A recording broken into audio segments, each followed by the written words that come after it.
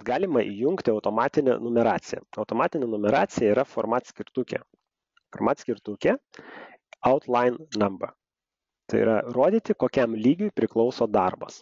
Ir čia, aišku, negražiai gavosi, bet matot, yra pirmas lygis. Aš gal parašysiu raidėmis, gal čia.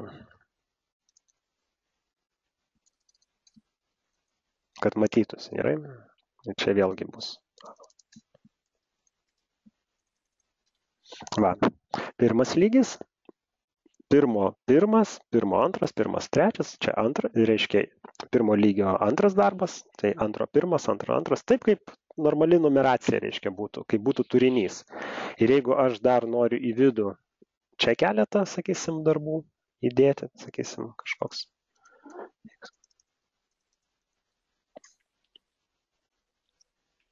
Tai jisai sukurs trečią lygį. Va, bus trečias lygis. Pirmas lygis, antras lygis, trečias lygis. 3 skaičiukai rodo, kad jis jau yra trečiam lygyje. Pavyzdžiui, aš noriu visą va šitą darbų paketą pernešti į kitą vietą.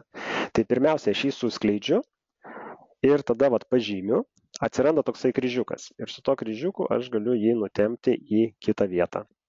Ir jeigu man dabar lygis netinka, aš tiesiog pataisau, kad jis turi, pavyzdžiui, būti aukštesniam lygiai. Ja?